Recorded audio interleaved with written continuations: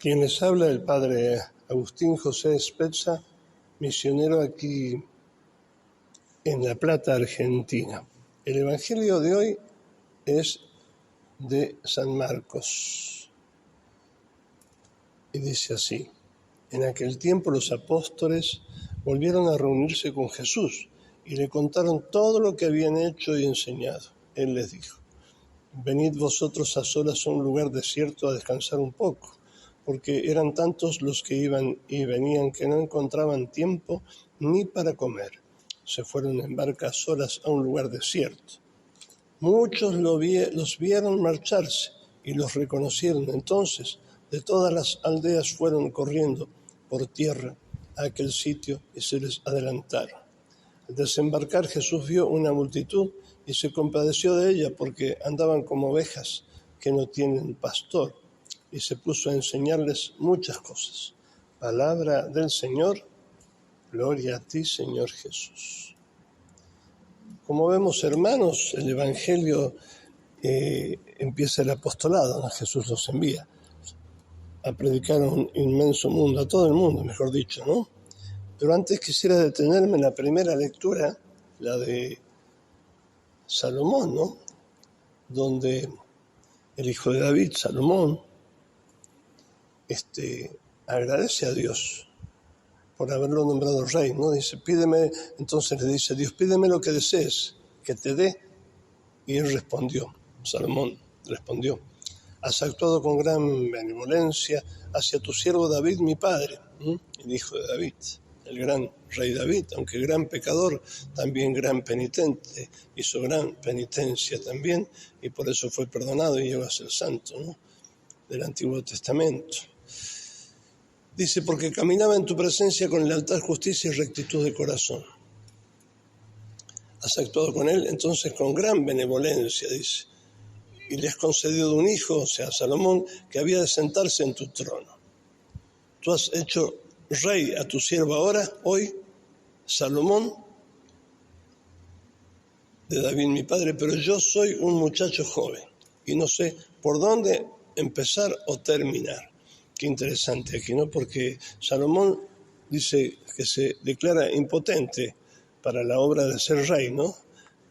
Dice, no sé por dónde terminar. Tu siervo está en medio de tu pueblo, el que tú te elegiste, un pueblo tan numeroso que no se puede contar ni calcular. ¿Cómo hacer entonces?, le pregunta Salomón. Y esto agradó a Dios, porque dice, ¿quién podrá hacer justicia a este pueblo tan numeroso, tan inmenso?, le dice Salomón. Esto agradó al Señor, esta súplica de Salomón, ¿no? Entonces le dijo Dios, por haberme pedido esto, y no una vida larga o riquezas para ti, por no haberme pedido la vida de tus enemigos, sino inteligencia para atender a la justicia, yo obraré según tu palabra. Te concedo, pues, un corazón sabio e inteligente, como no ha habido antes ni de ti, ni surgirá otro igual después de ti. Te concedo también aquello que no me has pedido, riquezas, gloria mayores que las que de ningún hombre o rey mientras vivas haya tenido. Lo interesante de esto es la humildad de Salomón, ¿no?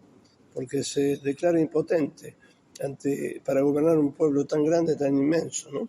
Y por eso Dios le concede eso que le pide, ¿no? No le pide riqueza, sino saber tener inteligencia para gobernar este pueblo. Ahora, en el Evangelio también, Jesús, que quiere ir a descansar un poco con sus apóstoles, con sus discípulos primeros, dice, vamos a solas a un lugar desierto a descansar un poco, pero los siguieron tanta multitud que no pudieron descansar, ni se quejaron tampoco Jesús ni sus apóstoles. En ese lugar desierto lo encontraron donde ellos pretendían descansar. Y entonces se llenó de gente, y al desembarcar Jesús vio una multitud, después dice, y se compadeció de ella porque andaban como ovejas que no tienen pastor. Y se puso a enseñarles muchas cosas. Así también los sacerdotes que siguen a Cristo, los discípulos de Cristo, especialmente quienes son sus servidores, el Papa, servum servorum, no el siervo de los siervos, los cardenales, los obispos, y los sacerdotes y los diáconos, en primer lugar, deben escuchar como Salomón primero a Dios, pedirle a Dios la inteligencia para gobernar, pedirle la inteligencia para predicar su palabra, no la opinión propia. Me recuerdo que hace un tiempo escuché de un sacerdote nuestro amigo, el padre Parrado, que ya falleció, santo sacerdote muy sabio. Una vez una señorita periodista le pregunta qué opina sobre tal cosa, creo que era sobre el divorcio, algo así, ¿no? ¿Qué opina? Y él le contesta, mire, señorita, la iglesia no opina, la iglesia enseña. Y claro, ese es el oficio de la iglesia, enseñar. ¿Qué cosas tiene que enseñar? La doctrina de Cristo, no la opinión propia, no la opinión de tal o cual sacerdote, tal o cual cura, o quien sea, sino debe dar la iglesia la enseñanza de Cristo, el evangelio que jamás será superado, sino que siempre será el mismo, el evangelio de Cristo, que nunca pasará de moda, ¿no?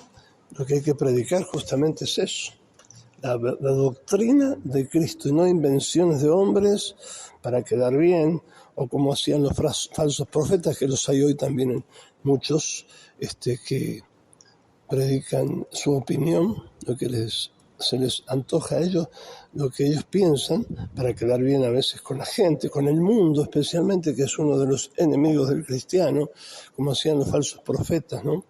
Que siempre predicaban lo que le gustaba escuchar a la gente y no lo que Dios les mandaba. Y no, hay que predicar lo que Dios manda. Y si te hacen la cruz y te persiguen por eso, buena seña.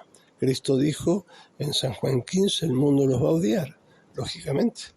Así que deben predicar lo que Cristo dijo. Y la seña es esa, que el mundo malo se entiende, ¿no? El mundo que también no es un pecado el mundo, sino un ambiente donde reinan los pecados, ese mundo no solamente no te va a comprender, sino que te va a perseguir. Y esa es la seña buena de que estamos en el buen camino, como sacerdotes, ¿no? Por eso los fieles también tienen que seguir a los buenos sacerdotes que predican a Cristo, que no inventan nada raro, nada que sea distinto a la doctrina de Cristo. Por eso Cristo empieza su iglesia así, ¿no? De este modo. Así expulsa demonios y con el poder de Dios son expulsados, ¿no? Por la autoridad de Cristo son expulsados los demonios. Y todo lo demás, la caridad, todo lo que hace un sacerdote es tremendo, porque exorciza la materia, exorciza todo, a las personas, y todo eso, porque el sacerdote tiene ese poder, por supuesto. Para cosas mayores está el exorcismo mayor, por supuesto, pero aparte de eso, todo sacerdote en cierta forma es exorcista, porque está para eso, ¿no? Como Cristo nos mandó. Y por eso es que es tan importante tener sabiduría. Y lógicamente que para tener sabiduría hay que tener esos minutos de oración que Jesús siempre nos daba su ejemplo y se escapaba, ¿no? Al monte a rezar. También nosotros debemos rezar y pedir como Salomón la sabiduría para gobernar o la iglesia, a los fieles, siempre hay fieles que gobernar, ¿no?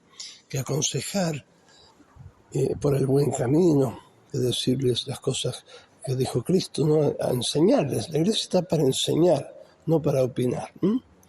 Y bueno, podemos hacer mucho como sacerdotes. Le pidamos la gracia al Señor para que los fieles también elijan esos buenos y santos sacerdotes que enseñan la doctrina de Cristo y no otra, y no quieren contemporizar con el mundo, que es lo peor que puede ir, es lo peor que va contra Cristo, ¿no?